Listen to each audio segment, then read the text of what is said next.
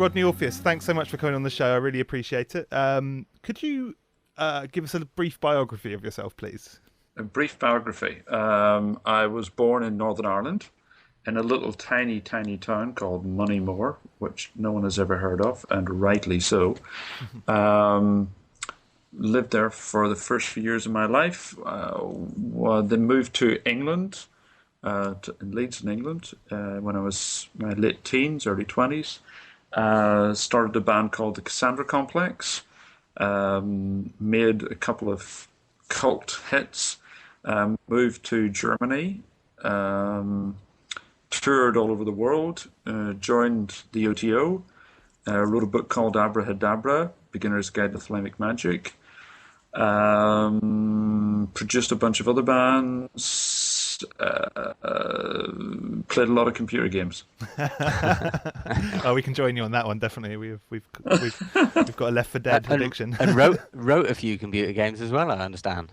Yeah, that too. No, I actually lecture in college in computer game design. Oh, excellent. That's cool. So today we kind of want to talk about Aleister Crowley. Someone we've mentioned him. He sort of pops up on loads of our shows, but we've never really kind of done a show about him. So I thought now was the time, and you were the person to talk to about it. And but I'd like to start off by asking you, what kind of got you into the occult generally? What was the draw? When I was in my early teens, I found a book on occultism, a book called Magick and Occult Primer by David Conway. I found it in the library. I think I was about 14 years old, and read it and thought, "This is amazing! It can't possibly work." So, being a scientific geek that I was, I decided that the only way to find out if it could be true or not was to test it and see. So I did, and it worked. So I thought, okay, now I need to find out why it works and how it works. So I started reading everything I could find, and from lots of different authors. Quite rapidly discovered Aleister Crowley, and was really impressed by his ability to analyze the essence of what was going on and to synthesize various different religious, spiritual, magical, whatever you want to call it, currents, and started studying Crowley's Thelemic system more prominently than the others. And everything else since then. I've also studied Voodoo and Santeria, a lot of different Western esotericism, Buddhism, Taoism, you name it, I'll try it at least once. Yeah. Yeah, you'll go back depending on the results, I guess. But yes, precisely. So we want to talk to you today about Aleister Crowley. I mean, it's very hard to read anything about the occult these days, or particularly magic, without hearing the name Aleister Crowley. But I mean, who is Aleister Crowley? I mean, could you give us a less brief, I guess, biography of Crowley? And okay, Crowley was born in 1875 in England to a incredibly fundamentalist bunch of Christian lunatics, but fairly well-off young man. I mean, his family were big in the brewing business. So then he proceeded to spend most of his young life working his way through their money while experimenting with various different religious systems, writing an awful lot of mostly very bad poetry, and having sex with as many male and female persons that he could find on the way. That's a slightly less brief biography. So the average student life there, then. Yeah, pretty much average student life, but to even more excess. And then I think the big turning point in Crowley's life, I guess, was when he joined the Hermetic Order of the Golden Dawn in London around the turn of the century, and was very, very heavily influenced by their magical initiatory system. Although he didn't actually stay in the Golden Dawn for very long, just a few years, it had an extremely potent effect on his psyche, as a good initiatory system should. And that launched him on the path of the magical path that he is best known for today. That and also mountaineering, I believe. Oh, well, he was an excellent mountaineer, tremendous mountaineer. One of the best of his generation. I mean, it's interesting if you go into mountaineering circles. He has the same kind of reputation in mountaineering circles that he has in weird occult circles, in that he was this strange, incredibly talented maverick guy who scaled mountains all the wrong way and was incredibly scathing about everyone else who was mountaineering at the time. And it's quite funny in mountaineering circles now, he's getting his reputation is coming back in the same way that his reputation in the literary and magical world is coming back too. For many years, he was basically written out of the mountaineering history books, and now a lot of young mountaineers are going, "Hey, that guy Crowley really, he was a hell of a mountaineer." Yeah. But he also one of his great, if you like, spiritual teachers, if you like, was another mountaineer who taught him concentration, who taught him the power of the mind. Whereas a lot of occultists back then and still today are very woolly in their thinking. Crowley had an interesting, he was getting heavily into occultism and talking about it all the time, but it was his main mountaineering partner, Eckenstein, who taught him to stop just accepting everything and actually starting to scientifically analyze things and concentrate his mind and begin to understand and perceive what's really going on.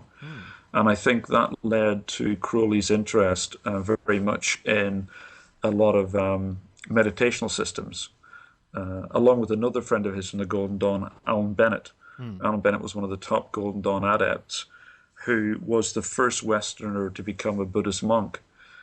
In fact, Alan Bennett started the Buddhist Society in the West. And Crowley spent a lot of time with Alan Bennett in Ceylon learning how to meditate and learning Buddhist, Hindu yoga techniques and so on. So, to me, one of the primary facets of Crowley's life and work is the fact that he was very much a synthesist. He was able to take currents from lots of different cultures and lots of different backgrounds and synthesize them into a very modern system that distills the best of other spiritual systems. And other people have tried that, usually with abysmal results. But Crowley managed to do it very successfully. Yeah, and would you say he drew some influence in that from the Golden Dawn? Because that's kind of what they did as well, wasn't it? They sort of I possibly, yeah. I mean, the Golden Dawn did try and draw a lot of things, but they mainly concentrated on various Western esoteric techniques. I mean, most of the Golden Dawn's work comes from Eliphas Levi, various Freemasonic influences, and Dee and Kelly's Enochian system, all of which is very Western European in approach. I don't think the Golden Dawn were a particularly good synthesis in that way. They didn't really have, and in fact, considering that, I mean, the first sort of attempt to synthesize Western and Eastern thought was the Theosophical Society, Madame Blavatsky, which started in 1875, and the Theosophical Society had already been running for, a good 20 years before the Golden Dawn started. So I wouldn't consider the Golden Dawn to be particularly good at bringing in influences beyond the Western. They tried, and I think the Golden Dawn was more of a reaction to the Theosophical Society's emphasis on Hindu and Buddhist teaching. I mean, of course, the ultimate synthetic magical order was the OTO, and is the OTO, which started primarily, the Order of the Temple of the East, or the Order of Oriental Templars, whichever way you want to put it. I mean, the whole point of the OTO was, from the beginning, to synthesize Western alchemical and Masonic techniques with Eastern yogic and mystical techniques, which I think it did very successfully and continues to do. Yeah. I will come back to the OTO a bit later on because we want to talk to you about them in particular. Okay. But I think one thing about Crowley is there's certain, especially within his magical career, there's certainly sort of chapters, I'd say, in his life. And Mm. one of the big, obviously after the Golden Dawn, well, actually probably still during the Golden Dawn, he moved to Boleskine House, and one of the rituals you often hear mentioned when people refer to Crowley is the Abramelum Operation. Could you talk to us a bit about that?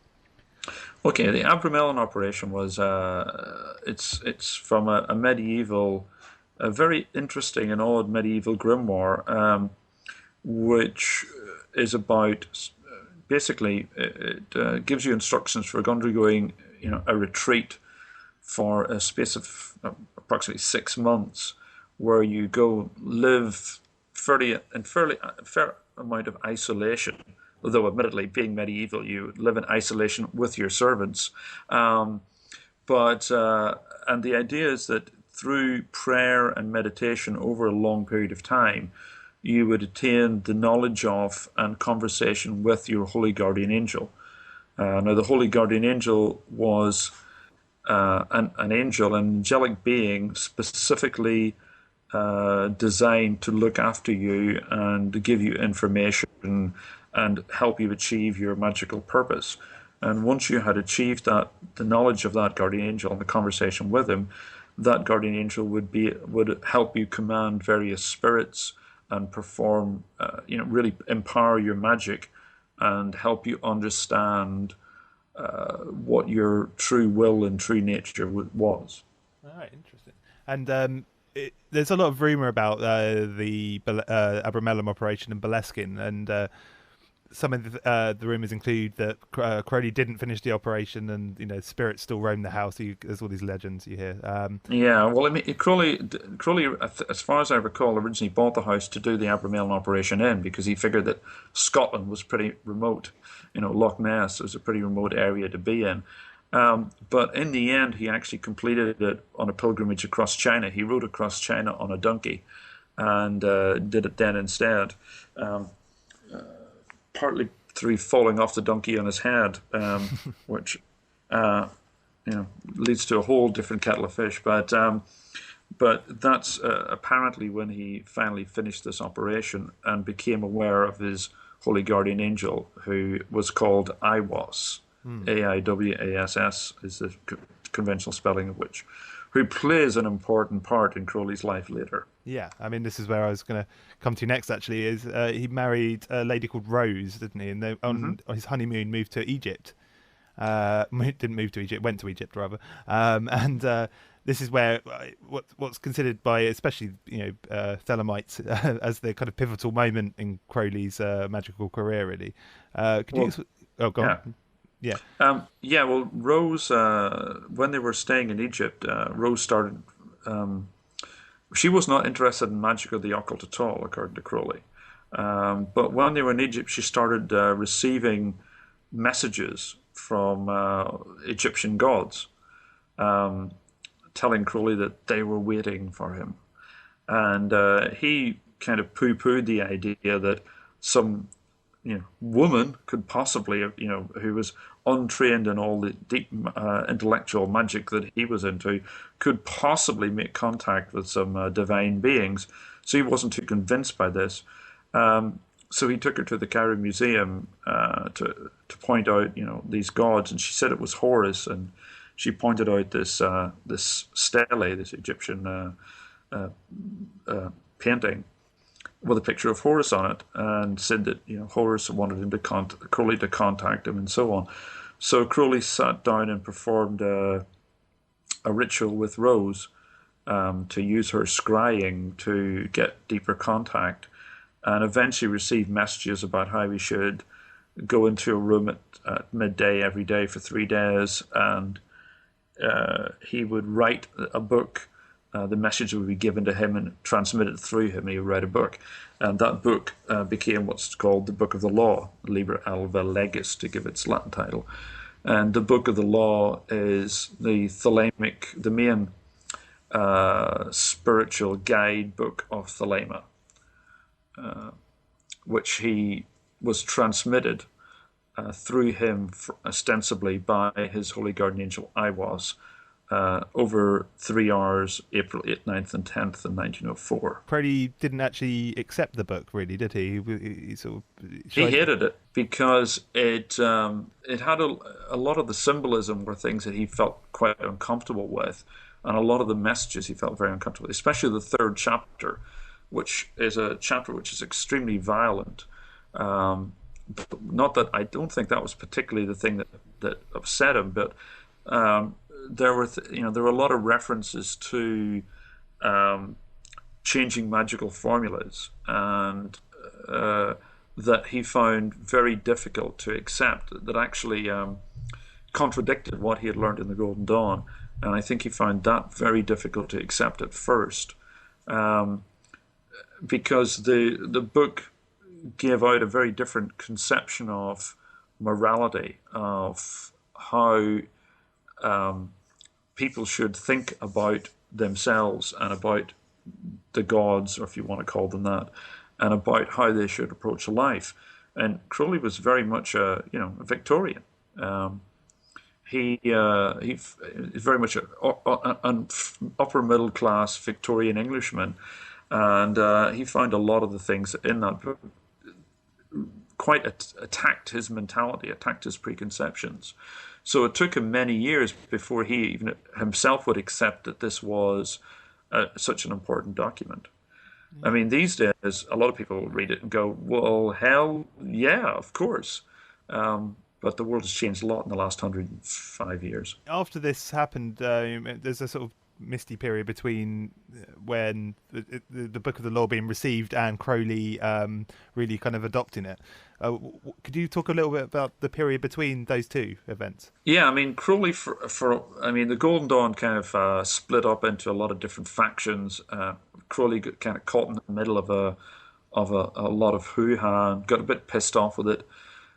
Started getting much more into yoga and meditational stuff, kind of gave up Western esoteric techniques for a long time. He then started his own sort of Golden Dawn spin-off, which pretty much everybody in the Golden Dawn started their own little spin-off. He started a spin-off which he called, along with one of his partners, George Cecil Jones, which they called the AA. Not Alcoholics Anonymous or the Automobile Association.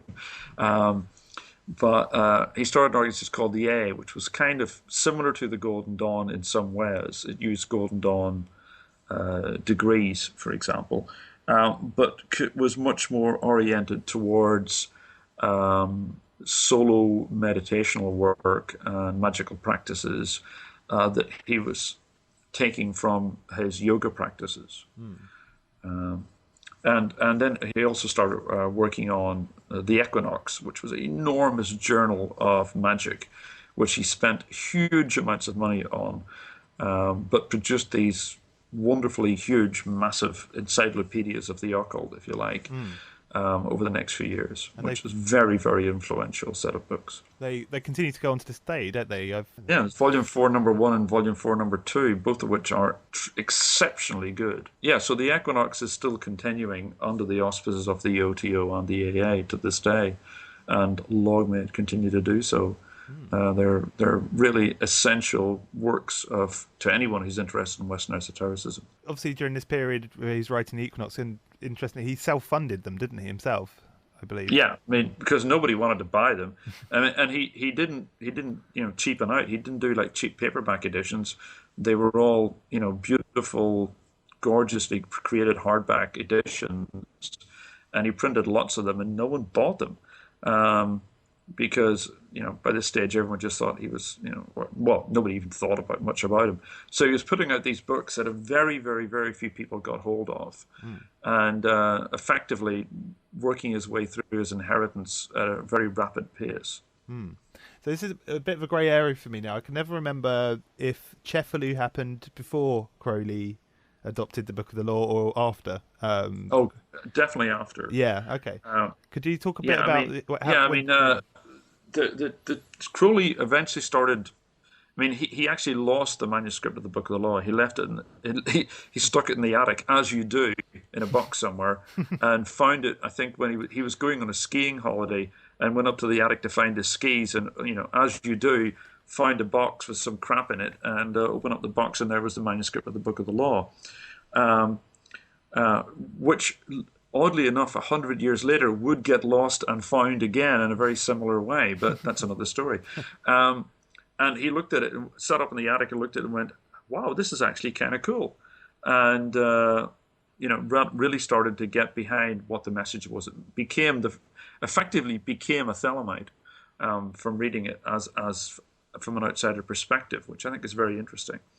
And so he started getting much more interested in the messages given there.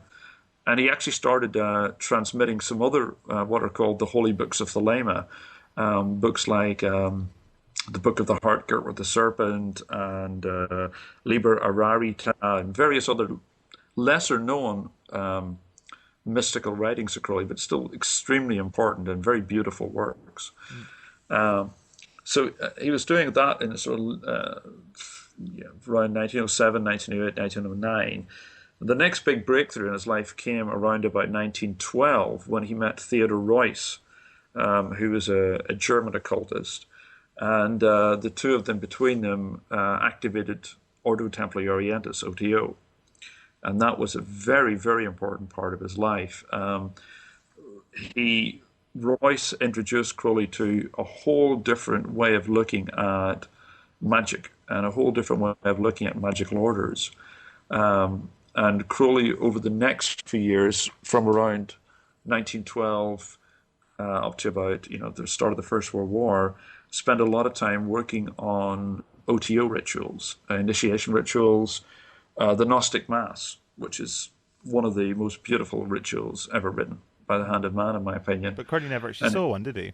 I don't think. Sorry? Did Crowley never actually saw a Gnostic Mass, did he? Being performed? Well, that's an interesting point, yeah. I mean, apparently, we're not really quite sure. Apparently, at least parts of it were performed by Crowley at Cefalu, but it seems highly likely that he never actually performed the full thing and never actually saw it being performed. It was performed during his lifetime, in the later part of his life, by the Agape Lodge in California. They performed very regularly, but strangely enough, even though he wrote it, it was kind of like Moses in the Promised Land. He wrote this thing, but never actually got into a situation where it was performing it with any depth or regularity. So it's quite interesting today. I mean, that ritual is performed all over the world by OTO bodies, many, many, many times every week across the world. I mean, many OTO bodies perform it on a weekly basis now, which is quite remarkable. Yeah, definitely. So, what was the reasoning behind Crowley moving into Cefalu and starting what he termed the Abbey of Thelema? Well, I think, he basically ran out of money.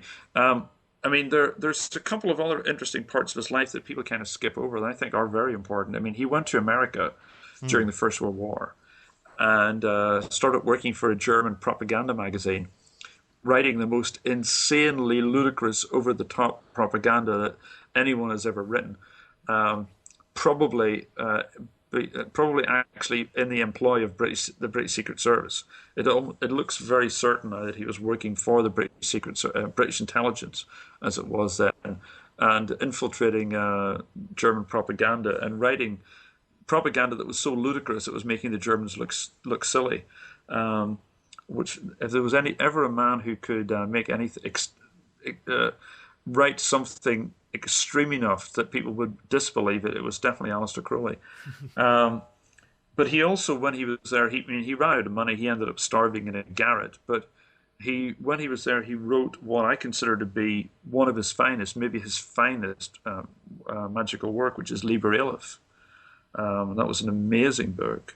And he wrote that while basically starving to death in an attic in New York, freezing to death, and it's a magnificent piece of work. Still, I think one of the most detailed and most lucid pieces of work on Crowley's philosophy anyone's ever that I've ever read. It's a beautiful book. But then after that, he ended up coming back to Europe, and I think he went to Sicily because it was warm and it was cheap, and set up an abbey in Cefalu, and called the Abbey of Thelema as a kind of, because the word Thelema originally comes from the French writer Rabelais, who wrote a book called Gargantua and Pantagruel, which featured this Abbey of Thelema. And so Crowley tried to recreate this fictional Abbey of Thelema himself. And he stood there for a few years taking an awful lot of drugs and writing an awful lot of works, writing an awful lot of books, and having various Thelamites. The first Thelamites from around the world would come there and stay and, sit at the feet of the master and learn how to be great magicians. Yeah, I mean, was that basically... Hopefully. Would you consider that kind of period his AA period then, in that respect, or was this when he was OTO based, as it were? Well, both. He was running both orders at the same time. I mean, he was working with both orders at the same time. He was doing very much of both. It depended what people were doing. Most of the early Thelamites were members of both the AA and the OTO. But during that period, I mean, because there weren't the OTO, a lot of the OTO work is very community oriented. Things like the Gnostic Mass. You need 5 officers even to do it, and it was very hard to get 5 Thelamites in a room back then. Yeah. It was very, very difficult because there were only maybe a few dozen in the entire world, and getting around the world back then was a lot harder than it is now. So most of those early Thelamites, most of the work they were doing was AA-style work because it didn't depend on having a group of people together. No. Okay, so, I mean, the post-Cefalu kind of... Oh, actually, no, sorry, to start that bit again. At Cefalu, there were several scandals that... I mean, Crowley had been in the press before in the UK, but nothing like this. And could you talk a bit about the kind of... I guess the most major scandal in Crowley's life in terms of the press? But finding Crowley's most major scandal is not an easy job. Okay, the one that got him dubbed the wickedest man in the world, I should say. Yeah, I mean, we're talking here about the rise of the tabloid newspaper, and Crowley really, played into the hands of the rise of what would become tabloid journalism. What was called then yellow journalism, and they were looking for people to write scare stories about, and Crowley played right into their hands, especially since a lot of the people who came to visit him were writers or journalists themselves, and so various lurid stories were being reported in the press in the UK and America about Crowley, but actually not just about Crowley, about various other gurus and mystical teachers at the time. This was a very common thing back then, very, very common. So it's not like Crowley was like some specially, was being targeted specially. It was a very common thing. But yeah, I mean, there was one of the biggest occasions was when one of the students came to stay who died of dysentery. And or what seems to be dysentery, and this was reported back in the press in England that he died because of drinking cat's blood during a black magic ritual, yada yada yada. I mean, right, sure. It was a very unfortunate occurrence that a very, by all accounts, a very promising young man died. But hey, shit happens, and it certainly was not the result of some black magic ritual going awry. Yeah. Not at all. I mean, people die of dysentery all the time, and a lot more of them did back then than do now. I mean, Sicily was not really a hotbed of medical technology back in the 1920s. Do you think, I mean, it's often seems to me in a way that Crowley kind of enjoyed scandal a little bit, though. He sort of seemed to court it. Absolutely. I mean, I think Oscar Wilde said the only thing worse than having people talking about you is having people not talking about you. I mean, Crowley loved publicity. He was an egomaniac. He loved it. He absolutely he ate it up. It was great. I mean, he was always sending out press releases and pulling all sorts of bizarre stunts. Like, when he went on holiday in Portugal, he met the famous Portuguese poet Fernando Pessoa, and they faked Crowley's suicide and Pessoa was writing press releases to all the papers in all across Europe about famous English poet and mountaineer Aleister Crowley committing suicide or a mysterious death in Portugal. Yeah. And, of course, Crowley appeared a week later and used it as a way to try and sell some books. Yeah. There's the famous mountaineering cannibalism story as well, which is always the one you tend to hear about. Yeah, I mean, there's a million stories like that. And, of course, Crowley loved him. I mean, of course, half the stories that people know about Crowley never happened at all. I mean, absolutely never happened. A lot of them were made up after his death and came down as, there's a Dennis Wheatley book which has an introduction about Aleister Crowley and talks about how Crowley did a ritual with his son McAllister in Paris, and both of them were insane, and his son was dead in his arms the next day, and Crowley was in a lunatic asylum for 6 months, etc., etc. Of course, Crowley didn't have a son called McAllister. They never did a ritual in Paris. Crowley never went to a lunatic asylum. But hey, never let a few small facts get in the way of a good story, right? Yeah. So, obviously, you mentioned it earlier, Crowley became a user of drugs. I mean, especially heroin later in his life. This seems early in his life and late in his life. Yeah, because he was prescribed. He was originally, as far as I know, was it for asthma or some kind of? Yeah, Crowley suffered from terrible asthma. I mean, heroin. A lot of people don't understand the origin of where heroin came from. Heroin was invented by the Bayer pharmaceutical company in Switzerland, the people who make aspirin, and it was a medicine. It was originally actually. Do you actually know what heroin was originally the medicine for? No. It was designed to stop hysteria. Oh, right. Because so many Victorian women were suffering hysterics, which basically was because they were so sexually frustrated. They would have fainting spells and suffer hysterical attacks because they were so sexually frustrated. So the cure for hysteria, and this is I'm not making this up, right? The cure for hysteria in Victorian times was they would go to the doctor, and the doctor would stimulate them to get rid of their hysteria. You're right. You can work out for yourself what form that stimulation took. Sounds like the plot of some bizarre Victorian pornographic film. It's absolutely true. And then a couple of Scottish doctors invented a mechanical device to solve this problem, which was how the vibrator was invented. And but even then, that was quite cumbersome and difficult, and it was causing doctors loads of trouble. So Bayer invented a drug that would calm women down and stop them having hysteria, and that was heroin.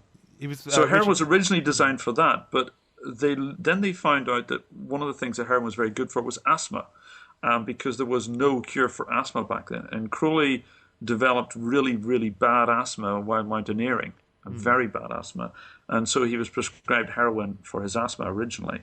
And I mean, he took a lot of drugs before that. I mean, he was very into mescaline, big time into mescaline and psychedelics, because he found that was a very useful way to, open the doors of his perception, as Aldous Huxley said. I think of actually Crowley who turned Huxley onto mescaline. So he was very interested in using ether, mescaline, various other psychedelics, hashish, in order to attain different states of consciousness, because they do. Unfortunately, of course, he ended up becoming highly addicted to heroin and ended up having to go cold turkey because no one, it wasn't illegal then. No one knew what the hell to do about heroin.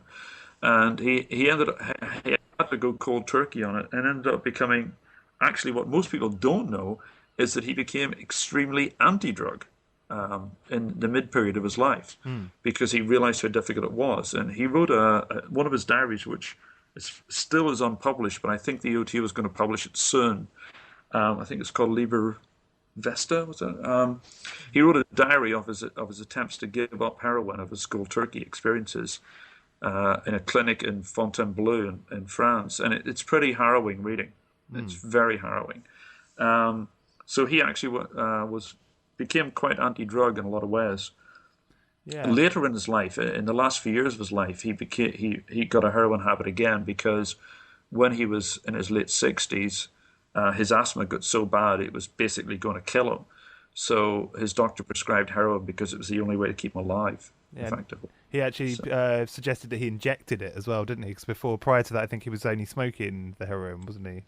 I believe so. I'm not sure, but I think so. I think that may be the case. Yeah. One of the things I think is very important is that during the 20s, when he left Cefalu, he started writing Magick and Theory and Practice, book 4, which is one of his absolute seminal works. I mean, the greatest textbook on magic ever written is Magick and Theory and Practice, and a lot of that came about from the work he'd been doing with the early Thelamites in Cefalu, and I think that's a very important book.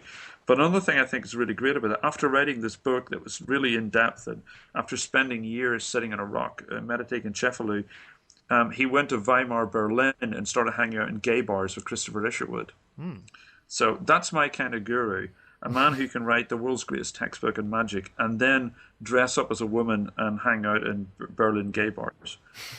That is my kind of guru.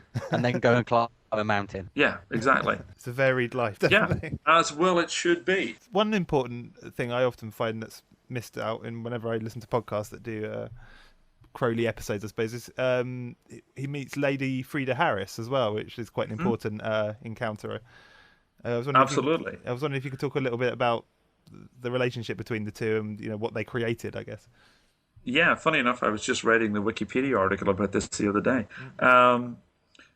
Frida Harris is a very interesting woman. She had been a theosophist and co-mason and had gotten very interested in the work of Rudolf Steiner, and she had been learning to draw and paint using what's Steiner called projective geometry. It's a very interesting style of projection system. Anyone who's an artist might know what I'm talking about when I talk about projection.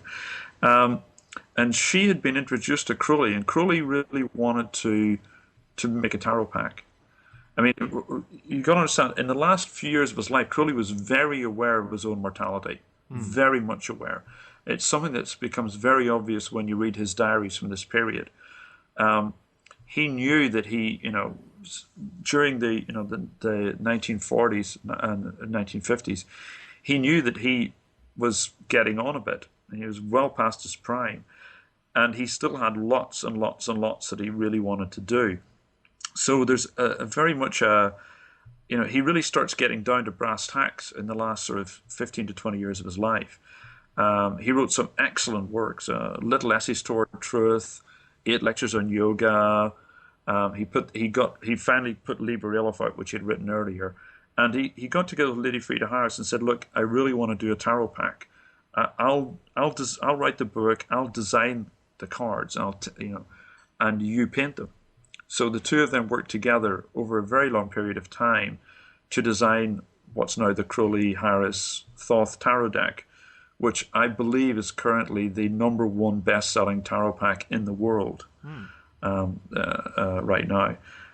Though again, it was never actually published during their lifetimes. And their correspondence between them is quite funny sometimes, because they both drove each other absolutely nuts. Because they're both of them were incredible perfectionists, and so they're always writing backwards. Sometimes Crowley would have her redraw one of the cards repaint a card 4 or 5 times, and if you've seen the detail on these cards, you'll know that's an awful lot of work. Yeah. But they produced this tremendous work of art. I mean, it's a beautiful, beautiful tarot pack. It looks beautiful, but also it has more occult wisdom in any one in those cards than all the other tarot packs put together. It just blows all of the others out of the water. It's a major, major piece of work, and it's very, very impressive. And the book is fabulous as well. The book that Crowley wrote to accompany the cards is really one of the most in-depth works on tarot ever written. It's a great book, amazing piece of work. Okay, so what do you think it is about Crowley that's sort of survived these years since his death? I mean, what is it that's kept him in the public consciousness so much? I mean, he really does turn up all over the place. I mean, well, yeah. It's partly because he was such a publicity hound. He left lots of stuff around, and partly because he wrote a lot of work.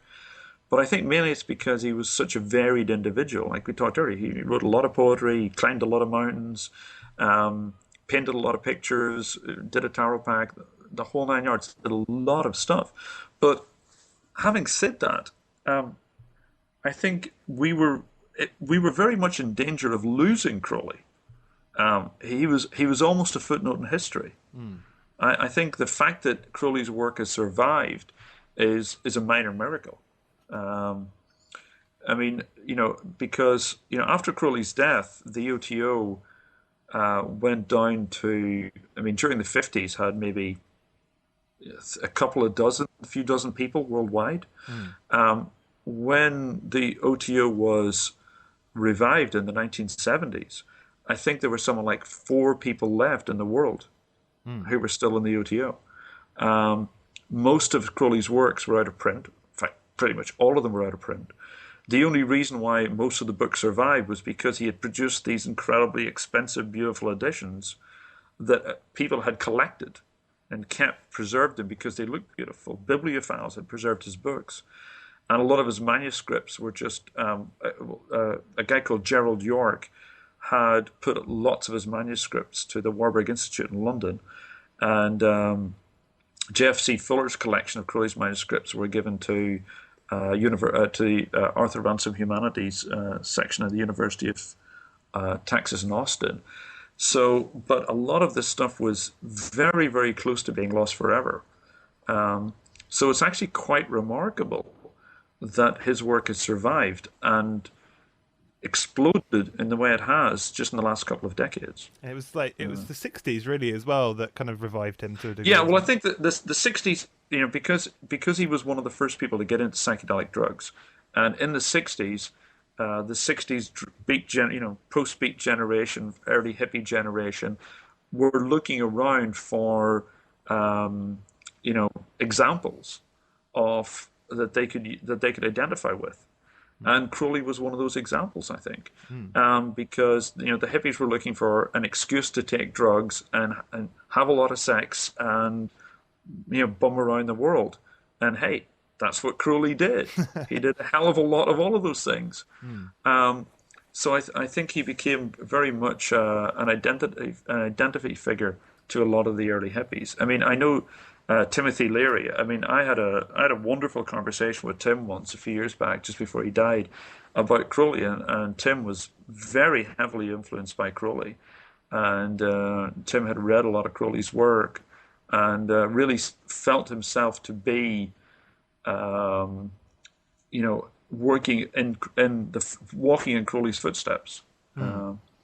He said that a couple of times in interviews, and he absolutely was very, very still, even on I think it was just a year before he died, we spent a lot of time talking about Crowley, and he was very, very enthusiastic about Crowley's work. And a lot of what he had done in the 60s, he freely admitted he had derived straight from Crowley.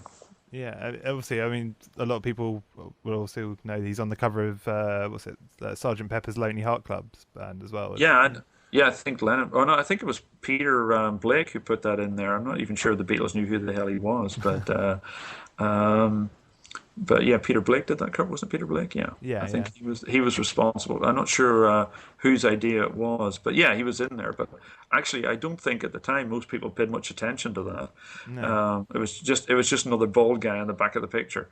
I could be wrong, but of course, Kenneth Anger did a lot to bring Crowley's reputation back within, the artistic and intelligentsia. Kenneth Anger's work.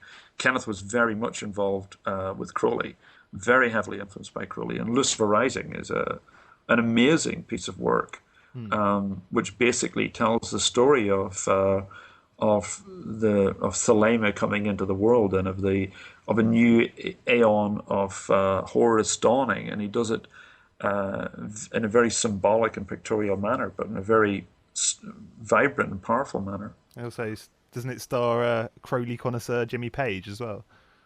Is that Lucifer Rising? Absolutely. Page is in. Well, he doesn't star in it, but he's in it for a few seconds. But it certainly is obviously Jimmy Page, and Page wrote the original soundtrack for it, which didn't actually get used in the end, unfortunately. They fell out. But it's a didn't great piece of work. I don't know if you've ever heard Page's soundtrack for Lucifer Rising, but it's a magnificent piece of music. they? No, I've not heard it. He's quite the collector, though, isn't he? I think, doesn't he have the largest Crowley collection in the world now? I think. So I'm told. Yeah, I mean, he can afford it. Yeah. But no, Page, I mean, I've never met Jimmy, but from what I hear from mutual acquaintances, shall we say, he is very, very definitely, very strong Thalamite, a very serious student of Crowley's works, and good on him. So, I mean, we've spoken about Thelamites and Thelema and the OTO and the AA. I mean, what is it to be a Thelamite, would you say? And then, what is Thelema nowadays in modern time? That's a really interesting question. I mean, trying to define what a Thelamite is it's kind of like, trying to hold water in your hands. The thing about Thelema, it's about individual will. It's do what thou wilt should be the whole of the law. It's about each person having the right to make their own choices, to make their own moral decisions. And so defining somebody else as a Thelamite is effectively impossible, because it's not up to me to say how you should do things. I mean, I think one of the things that it's very important to me is that people, I think, get the term do what thou wilt very wrong. Because most people think that's all about, if I say to you, do what thou wilt should be the whole of the law, most people would assume that that's me being very egotistic. But if you actually listen to what I'm saying, if I say to you, do what you will, right? By definition, I'm saying that you have the right to do your will. It's not about me saying I have the right. It's about a mutually understood system. Does that make sense? Yeah, yeah. I say to you, do what you will. That's the whole of the law. Your will is tantamount. And you return to me, love is the law, love under will. Why is it love? Because once you accept that and acknowledge that and pass the same back to me, then we are united in the sense that we are both mutually respecting each other's boundaries. Yeah. Right? So anyone who accepts that, to me, is effectively a Thelamite. I've met Thelamites who've never even heard of Aleister Crowley, and I would define them as Thelamites because they understand that naturally. They understand it in their heart, and that's fine by me. I'm totally willing to accept that. I mean, I do think why Thelema is important is because it makes sense in the modern world. I'm not a Thelamite because I believe that some big powerful god came down from heaven and zapped Aleister Crowley in the head. I personally don't care whether, Crowley got zapped on the head or he made it all up as he went along. I don't care. What I care about is that I can live my life to the fullest. And to me, Thelema is the philosophy and the spiritual system that allows me to do that. And it allows me to do that in conjunction with the people around me, with the environment around me. And I think that as the world changes, in this modern world that we have of virtual reality, of mass communication, easy transport, Thelema just makes sense. Oh, well, before I let you go, actually, just to sort of clarify some of the points, we've been talking about the OTO and the AA. I mean, could you explain kind of briefly what they are and what the differences are between them? Because I think a lot of people tend to get the two mixed up, and they're actually mutually exclusive. Yeah, well, they're two completely separate orders, which have nothing to do with each other. I mean, they're both Thelemic, and they were both started by Aleister Crowley. They're both headed by Aleister Crowley at one point. But neither of them is headed by Aleister Crowley now. And they both are very much their own thing. I mean, the AA, as I said, is very much in the mold of the Golden Dawn. It started as a Golden Dawn spin-off. It uses the Golden Dawn grade system. And it's very much involved with what Dan Gunter has called the inward journey. It's about the individual's understanding of himself in a better way. and its main principles are contacting the Holy Guardian Angel, which we talked about earlier, and that's one of the main things that members of the AA aspire to, is contacting their Holy Guardian Angel, and also in what they call the crossing of the abyss, that is effectively the dissolution of the self as separate from the rest of the universe. To give it, I don't want to go into that too deeply, but that's kind of what it's about. So that's really what the AA is about. And whereas the OTO is a very different organization with a very different set of ideologies, or it's still Thelemic, but it has a different set of ways at work. I mean, the OTO works, it's a very strongly initiatory system. It's very community focused. It works a lot, I mean, you'll see the OTO everywhere. It's still, the initiations are extremely powerful. And one of the things I love about the OTO, the initiations are some of the best things that Crowley ever wrote in his life, in my opinion. They have a very profound effect on people, and certainly on myself. So the OTO initiatory system really teaches each person a lot about their place in the world and how they can relate to themselves and the environment in a much more efficient manner, shall we say. And the OTO also has a much stronger social function. One of the branches of the OTO is the EGC, the Ecclesia Gnostica Catholica, or Gnostic Catholic Church. And the Gnostic Catholic Church is effectively the main outward church of Thelema, if you like, which I love. I think it's a wonderful thing. I'm very happy that we have a formal religious system. I'm very happy that I can, when people at work ask me what church I go to, I can say I go to the Gnostic Church. That's a good thing. I'm very happy that children, that people can get married in our church. I'm not happy when someone dies, but I'm happy that they can have a funeral, a Thelemic funeral. I've actually performed several Thelemic weddings and, unfortunately, a Thelemic funeral.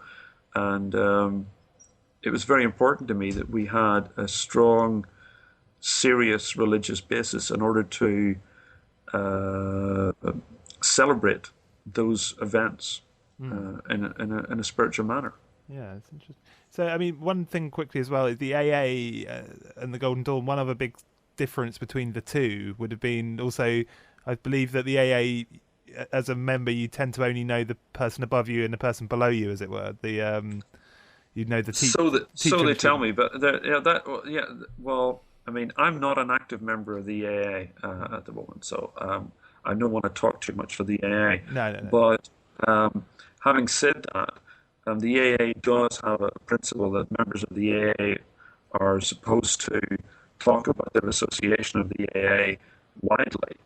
And Crowley certainly talked about his membership of the AA all the time, as did many of the other early members of the AA. I mean, everybody in the AA in the early days knew everybody else in the AA. So make of that what you will. Yeah. Well, Rodney, thanks a lot for coming on the show. I really appreciate it. If people want to find you on the web, where can they turn their browsers to? Well, they can type Rodney Orpheus into Google and come up with about 17,000 hits. But RodneyOrpheus.com is always a good start. Easy enough to remember. There's a lot of my stuff up there, and there's a lot of links. I mean, you can find me on Facebook, LiveJournal, Twitter. Just Rodney Orpheus on anything will get you anywhere. And do feel free to friend me on Facebook or Twitter or whatever. I'm always happy to meet new people. It's a good thing. And then you can listen to my ramblings all day long. So you said you've written a book, Abrahadabra. Do you have any other books on the go? Yes, I do have a new book coming. It's almost finished. And it has been almost finished for the last couple of months. I've actually been working on it for well over a year, seriously. I mean, I've been working on it in my head for some time before that. It's pretty much finished now. I'm just doing the last topping and tailing and getting the last illustrations finished because I want to have lots of pictures in it. Pictures are good. And I've got, so it's going to be great. I'm very, very happy with it. I'm not going to tell you what it is or what it's about yet because I hate talking about work in progress. Really hate it. But it will be out at this, hopefully start of next year, and it is about Thelema and Crowley work. And I'm really happy with it. I mean, people have been asking, I did Abrahadabra many, many years ago. People have been asking me, practically since the day it came out, please do another book, please do another book. And I didn't want to be one of these guys who just keeps churning books out all the time for no good reason. It's a lot of occult authors putting out stuff they shouldn't be putting out, with the obvious exception of Lon Duquette, who just keeps turning out amazing work all the time. We love Lon. We've had him on the show many times. Yeah, I'm just such a huge fan of Lon. He's a great guy, and his works are amazing. So I spent a lot of time thinking about what I wanted to follow up with, and it's very different, but I'm very, very happy with it. So hopefully, maybe in a few months' time, I can come back again and we'll talk a little bit about what's in that book. Definitely. So one thing I always forget to kind of ask our guests, especially when we've been covering a specific thing, is if you were to recommend a good biography about Crowley, which one would you choose? Richard Kaczynski's Per de Rabo. Richard's a very good friend of mine. I love Richard. His books are excellent. His research is impeccable.